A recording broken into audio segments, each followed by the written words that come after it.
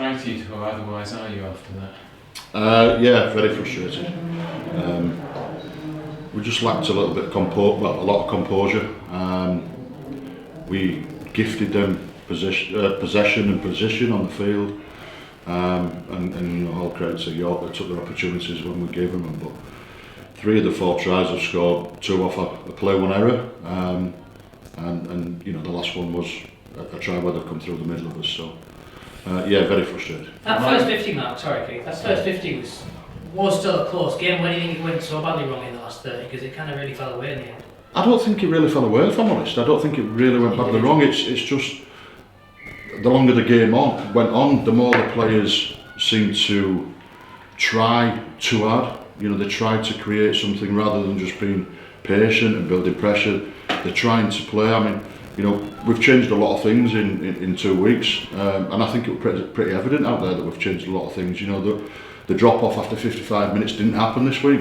We've seen the last set that York had. We scrambled to stop them scoring, and then we got the other end and scored the last set of the game. So there's things that have become better, but we've just got to be with the expressing ourselves and things like that. We've just got to be more smart with it and be more patient. And be happy to build pressure and ask questions of people. So that came moment when obviously Joe got brought down in that great run. Obviously that could have made it 4-4 or even 6-4. He was so close there. That potentially was a bit of a point in the match, was it, when Joe was brought down? Yeah, I think it was. There were 3 or 4. Where York took their opportunities and we didn't.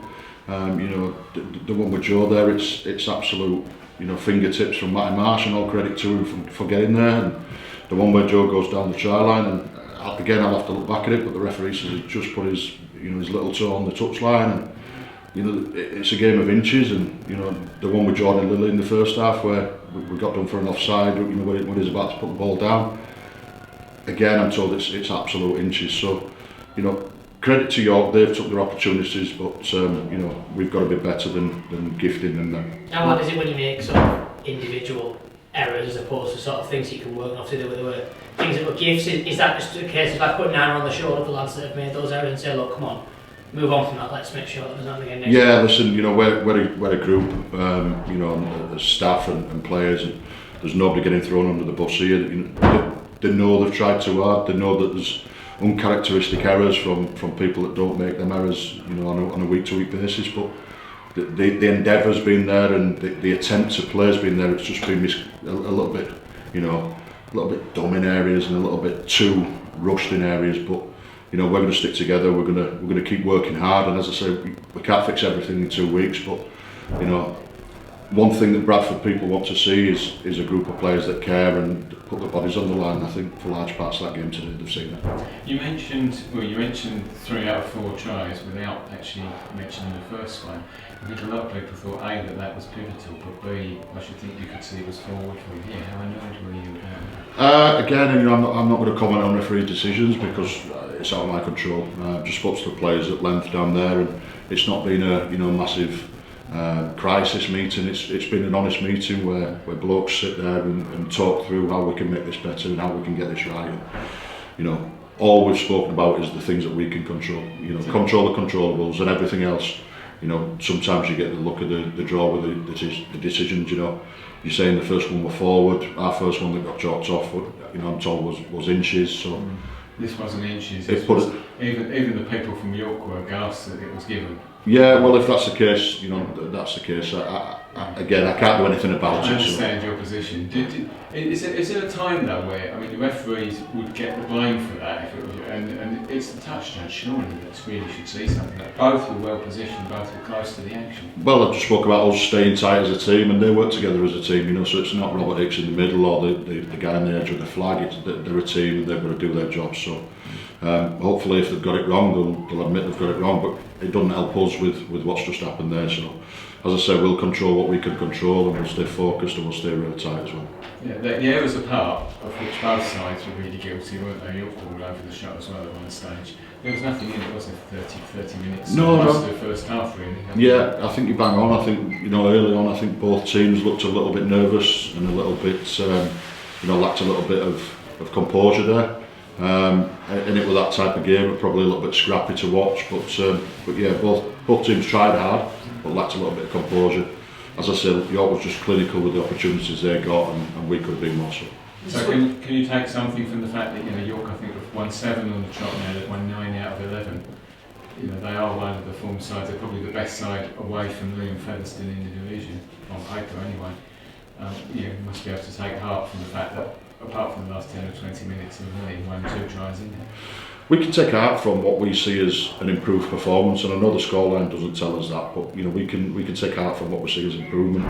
Again, we can't improve everything that we need to in 2 weeks, and it's work in progress, and we've just got to keep working hard, stay tight, and I have full confidence in the team that we've got, that we'll come through the other side if we just keep working hard together and stay tight.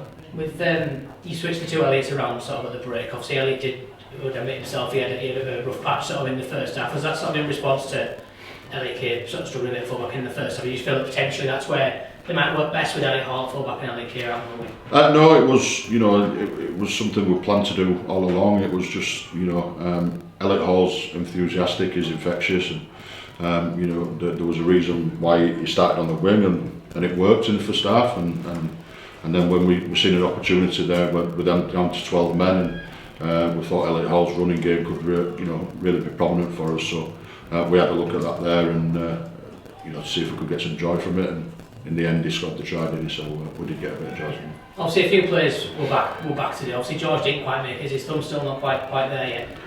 Yeah, George trained this week and he was close, but he's still very tender. He's just come out of pot this week, so I thought we was running an unnecessary risk in trying to get George out on the field, so we'll just give him that extra week. Chester was one of those that came back. Obviously he had to go off, as did AJ at the end. Have you got any early diagnosis on those two? Is it looking bad, or is it potentially not as it might have looked at first? Chester's a sternum injury, and anybody that knows, or anybody that's ever had a sternum injury knows how sore they can be. And we had a look at him at half time. He was just in too much pain to go back out there. So we're hoping he's going to go for an X-ray. We're hoping it's just a bruised sternum. And I say just because they are extremely painful. But if it is a bruised sternum, then the opportunity is there to play next week with a pad on and a painkiller injection. AJ Wallace cramped up badly, in the last 5 minutes. So that's the reason we brought him off. Are you expecting anybody back for next week other than probably Fleming? No, not at this early stage. Again, we'll have an injury clinic tomorrow, and we'll assess what we've got and what opportunities we've got. When did you hear from Leeds? Whether you're likely to get near there? We speak to Leeds regularly. We've got a very good relationship with Leeds, and I've got a personal relationship with Ron Smith and the people there as well. So we'll keep in contact with Leeds. I know they've played today, and we'll see how they've pulled through, and we'll see what's available. You mentioned to me the other day about the crowd base, about the 18th man stuff. I mean, generally it was good spot, but is it hard when things start to still go wrong in the second half and there was a little bit of getting on your back a little bit? It's only natural as fans that you're going to get disappointed when things aren't going anywhere, but how hard is that to play? I thought the fans were great. I thought they turned out in numbers, and we wanted to put a show on for them. We want to do that every week.